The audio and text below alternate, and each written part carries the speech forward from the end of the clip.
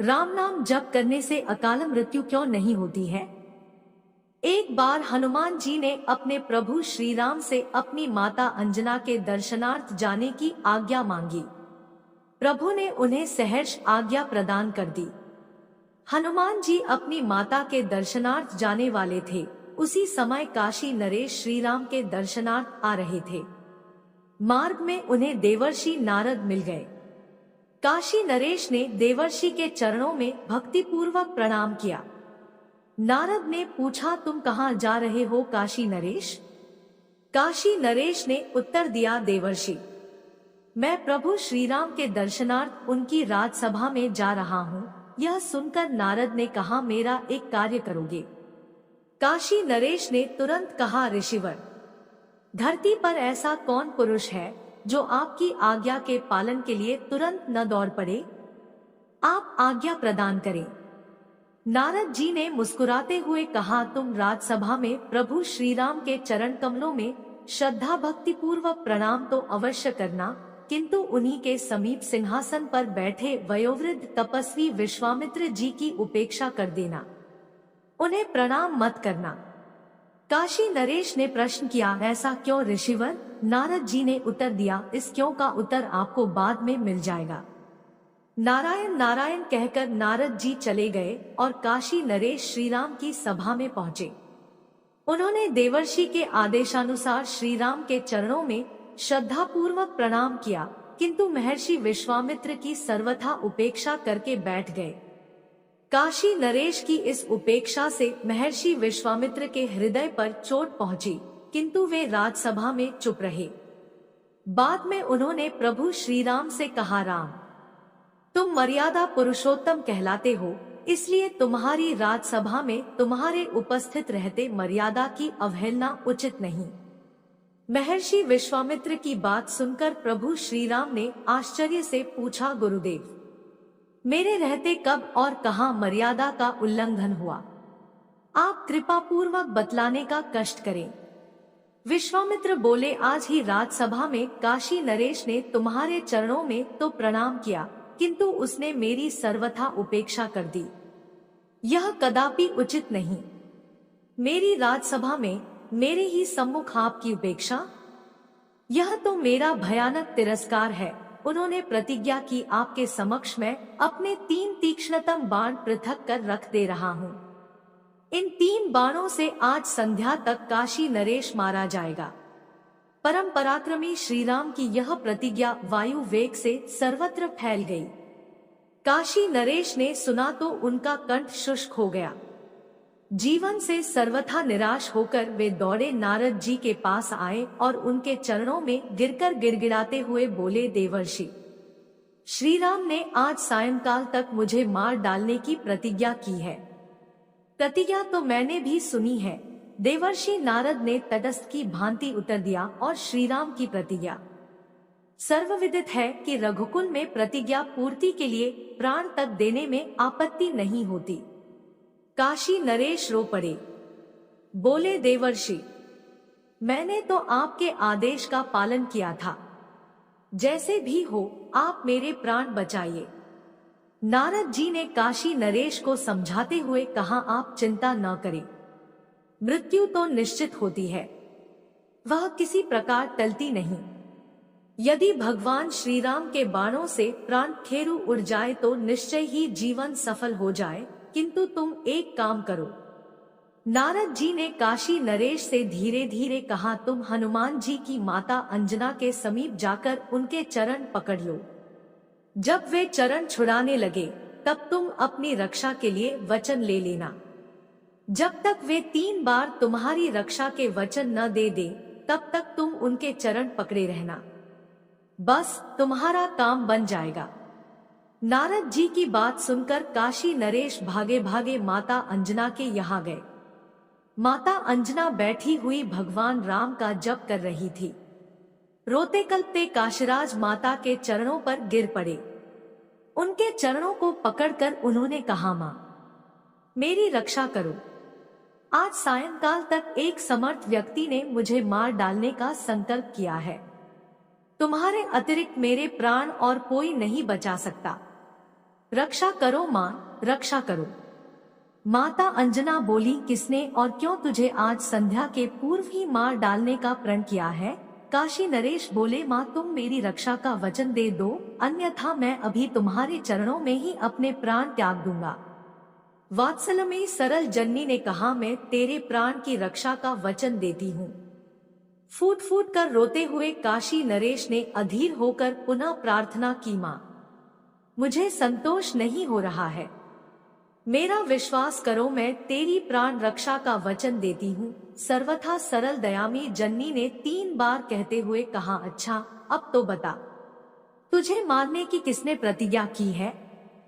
काशी नरेश ने कहा, भगवान श्री राम ने।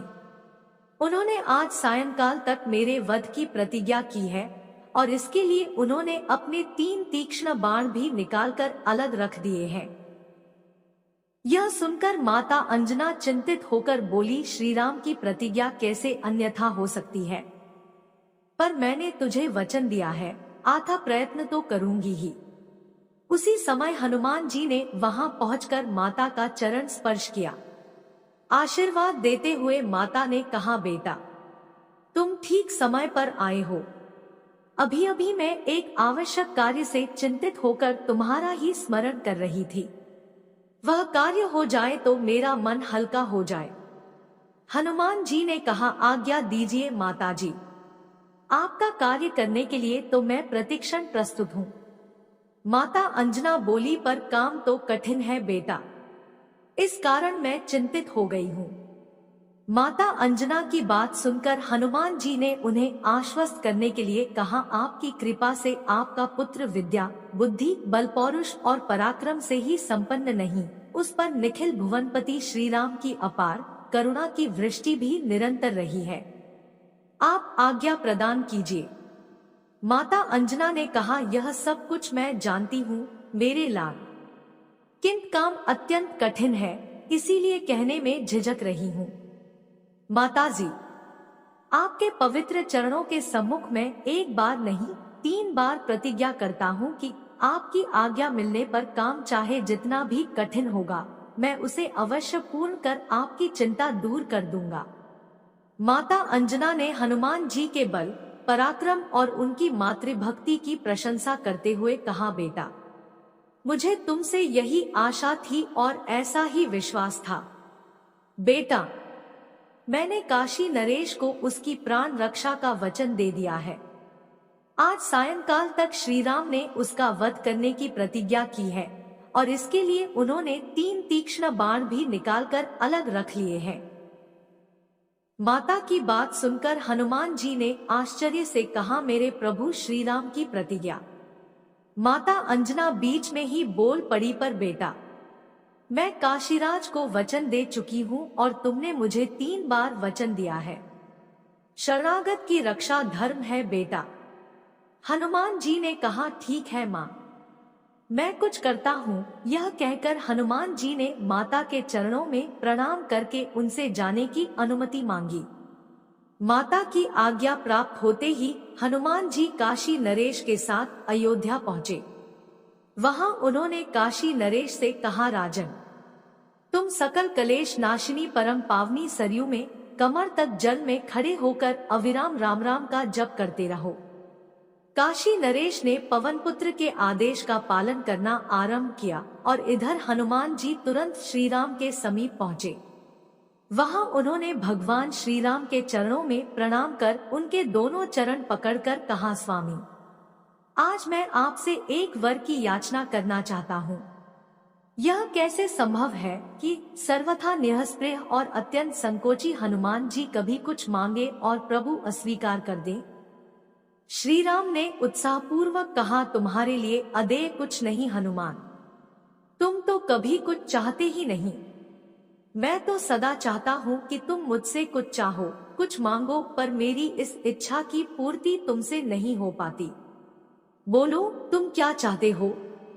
प्रसन्न होकर हनुमान जी ने प्रभु के चरण सहलाते हुए कहा, प्रभु मैं चाहता हूँ कि आपके अमित महिमामय नाम का जप करने वाले की सदा रक्षा किया करूं और मेरी उपस्थिति में आपके नाम जापक पर कभी कहीं कोई किसी प्रकार का प्रहार न करे।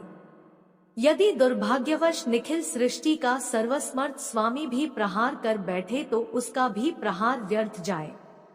भगवान श्री राम ने तुरंत आशीर्वाद दिया, तुम नाम जापक की रक्षा करने में सर्वत्र सदा समर्थ होोगे और तुम्हारी उपस्थिति में नाम जापक पर किया गया अमोघ प्रहार भी व्यर्थ सिद्ध होगा। जय श्री राम। यह कहकर हनुमान जी ने प्रभु के चरणों में मस्तक रख दिया और तुरंत सरयू तट पर पहुँचे। वहां वे गदा तानकर अत्यंत सावधानी से खड़े हो गए और काशी नरेश से बोले, तुम बिना रुके निरंतर राम राम रटते रहो। स्थिति विचित्र हो गई। एक ओर सर्वाधार स्वामी श्री राम की सायंकाल तक नरेश के वध की प्रतिज्ञा और दूसरी ओर अनन्य भक्त हनुमान जी का उनकी रक्षा के लिए परिकर बद्ध हो जाना। राजा सरयू जल में खड़े होकर प्राण भय से अनवरत रूप से राम नाम का जप कर रहे थे और वर प्राप्त हनुमान जी उनकी रक्षा के लिए गदा ताने खड़े थे। बात विद्युत गति से फैल गई। अयोध्या वासी समस्त बाल वृद्ध नर नारी कौतूहलवश सरयू तट पर पहुँचे। प्रभु और सेवक के प्रतिज्ञा पालन का दृश्य देखने के लिए विशाल जन समुदाय एकत्र हो गया। सायंकाल हो चुका था। यह समाचार भगवान श्री राम को मिला। यह सुन वे कुपित हो गए। उन्होंने अपने प्रण का पालन करने के लिए पृथक रखे गए 3 बाणों में से एक बाण उठाया और अपने धनुष पर रखकर प्रत्यंचा कान तक खींची और बाण छोड़ दिया। किंतु उन्हें राम नाम का जप करते देखकर वह बाण उनका मस्तक छिन्न नहीं कर सका। वह नरेश के चुप होने की प्रतीक्षा करते रहे, किंतु हनुमान जी के द्वारा दीक्षित नरेश प्राण भय से अविराम पूरी शक्ति लगाकर राम राम जपते ही जा रहे थे। निराश होकर बाण प्रभु श्री राम के पास वापस लौट आया। उसने निवेदन किया, प्रभु, नामजापक की सर्वत्र रक्षा के लिए आपने हनुमान जी को वर प्रदान कर दिया है और उस पर सभी प्रहार व्यर्थ सिद्ध होने की आपकी वाणी है। वह राजा निरंतर आपके नाम का जप कर रहा है और बजरंगबली हनुमान जी गदा ताने उसकी रक्षा में तत्पर है। इस कारण मैं विवश होकर लौट आया। यह सुनकर श्री राम क्रोधित हो उठे। उन्होंने दूसरा बाण धनुष पर चढ़ाकर छोड़ा। वह वायुवेग से चला और काशी नरेश का प्राण हरण करने के लिए उनके समीप पहुंचा भी, किंतु अब तो काशी नरेश हनुमान जी के आदेशानुसार सीताराम सीताराम का जप कर रहे थे। दूसरे बाण को भी नरेश के कंठ का स्पर्श करने का अवसर प्राप्त नहीं हुआ। विवशता वह भी प्रभु राम के पास लौट आया। उसने भी काशी नरेश के सीताराम सीताराम रटने और गदाधारी हनुमान जी के द्वारा उनकी रक्षा का वृत्तांत सुना दिया। मैं स्वयं सरयू तट पर चलकर उस धृष्ट नरेश और हनुमान जी को भी मार डालता हूँ। सत्य प्रतिज्ञा। भगवान श्री राम अत्यंत क्रुद्ध हो गए। उन्होंने अपना विशाल धनुष तथा तीसरा बाण लिया और सरयू तट की ओर तीव्रगति से चल पड़े। उधर हनुमान जी ने सोचा, प्रभु अपने मंगलमय नाम की विरध रखते हैं, भक्तों के लिए वे अपना सर्वस्व त्याग देते हैं। भक्त उन्हें प्राण प्रिय है, अतएव उन्होंने काशी नरेश से कहा, अब तुम भगवती सीता और प्रभु नाम के साथ मेरे नाम का भी जप करना प्रारंभ कर दो। राजा जय सियाराम जय जय हनुमान का जप करने लगे। काफी समय तक जोर जोर से नाम जप करते करते नरेश थक गए थे और उनकी वाणी लड़खड़ाने लगी थी। वे तो मृत्यु भय से अत्यंत साहसपूर्वक जैसे तैसे नाम जप चला ही रहे थे, किंतु मातृ भक्त हनुमान जी भी अपने एक अंश से काशीराज के कंठ में प्रविष्ट होकर जय सियाराम जय जय हनुमान का अनवरत रूप से जप करने लगे। क्रोधित होकर श्री राम को आते देखकर वशिष्ठ जी व्याकुल हो गए। उन्होंने सोचा, भगवान श्री राम की प्रतिज्ञा अन्यथा नहीं हो सकती, और कहीं उन्होंने नरेश के साथ हनुमान जी को भी मार डाला तो महान अनर्थ हो जाएगा। तब हनुमान जी के पास पहुंचकर वशिष्ठ जी ने उन्हें समझाने का प्रयत्न किया, पवन कुमार, श्री राम जी तुम्हारे सर्वस्व है, उनकी प्रतिज्ञा पूरी हो जाने दो। नितांत समीप होने के कारण उनका क्रोध बढ़ता जा रहा है। वह राजा तो उन श्री राम के पावन शरस्पर्श से जन्म मरण से सदा के लिए मुक्त हो जाएगा। एक राजा के लिए अपने स्वामी के सम्मुख तनकर खड़ा हो जाना तुम्हारे जैसे सेवक के लिए कदाचित उचित नहीं। हनुमान जी ने अत्यंत विनयपूर्वक कहा, गुरुदेव, मैं त्रैलोक्य में भी अपने सर्व समर्थ प्रभु के समीप तनकर खड़ा होने की कल्पना भी नहीं कर सकता। मैं तो अपने प्रभु के नाम और उनके वरदान की रक्षा के निमित्त प्राणाहुति देने के लिए प्रस्तुत हो गया हूँ। मेरा इससे अधिक सौभाग्य और क्या होगा कि मैं अपने प्राणाधिक प्रभु श्री राम के नाम एवं उनकी वरदान की रक्षा में उनके ही करकमलों से छोड़े हुए उन्हीं बाणों से शरीर त्याग कर उनमें ही विलीन हो जाऊं। वशिष्ठ जी ने सोचा, इन ज्ञानमूर्ति को विचलित करना संभव नहीं। तभी उन्होंने देखा श्री राम सरयू तट पर पहुंचने ही वाले हैं। महर्षि विश्वामित्र भी वहां उपस्थित होकर भगवान और भक्त की यह लीला देखकर चकित और चिंतित हो रहे थे। तब वशिष्ठ जी ने काशीराज से कहा, नरेश, तुम शीघ्र ही महर्षि विश्वामित्र के चरण पकड़ लो, वे सहज दयालु हैं। जय सियाराम, जय जय हनुमान का जप करते हुए काशीराज ने दौड़कर महर्षि विश्वामित्र के चरण पकड़ लिए। उनके अश्रुओं से महर्षि के चरण आर्द्र हो गए। यह देख महर्षि विश्वामित्र द्रवित हो गए। उन्होंने शरसंधान किए क्रुद्ध श्री राम से कहा, राम, काशी नरेश के अपराध का प्रायश्चित हो गया। मैंने उन्हें क्षमा कर दिया। अब तुम भी अपना अमोघ बाण धनुष से उतारकर तूणीर में रख लो। महर्षि विश्वामित्र के संतुष्ट होते ही श्री राम का क्रोध स्वतः शांत हो गया। उन्होंने गुरु की आज्ञा का पालन किया। तीसरा बाण धनुष से तूणीर में आ गया।